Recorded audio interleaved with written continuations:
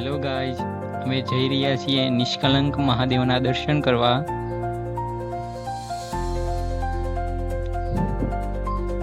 તો ફાઇનલી અમે પહોંચી ગયા છીએ કોળિયાક. તમે જોઈ રહ્યા છો કે ભરતી હજી આવેલી છે.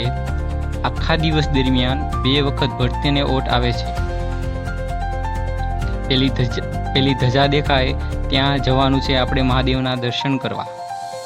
તો પાણી પાછું જાય ત્યાં સુધી ચાલો ક્રિકેટ રમવા.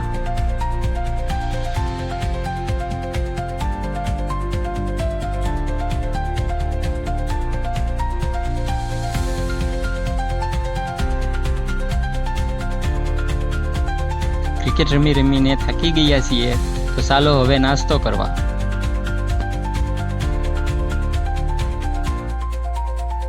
મિત્રો, અહીં દરિયામાં નાહવાનું અને મહાદેવના દર્શન કરવાનું ખૂબ જ મહત્ત્વ છે. પૌરાણિક કાળમાં જ્યારે કૌરવો અને પાંડવોના યુદ્ધ બાદ જ્યારે પાંડવો તેની માતા પાસે જાય છે, ત્યારે તેની માતા તેને હિમાલય ગાળવાનું કહે છે.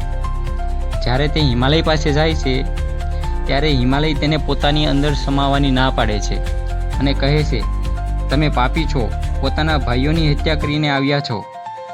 ત્યારે હિમાલય તેને એક ઉપાય કહે છે.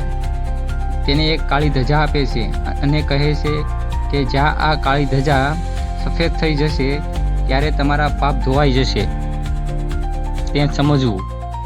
ત્યારે પાંડવો તે ધજા લઈને ચાલતા ચાલતા કોળિયાક દરિયા કિનારે પહોંચે છે ને તેની ધજા સફેદ થઈ જાય છે.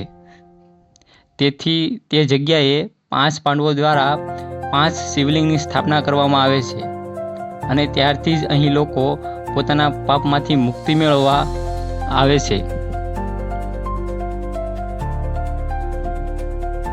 તો ચાલો મિત્રો દર્શન કરવા.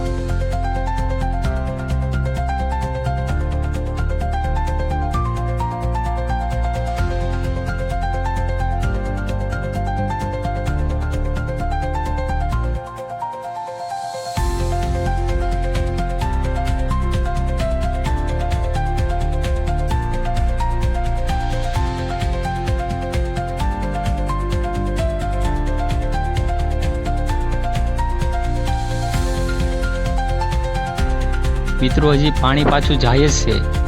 તમે જોઈ શકો છો કે હજી પણ પાણી પૂરેપૂરું પાછું હજી નથી ગયું.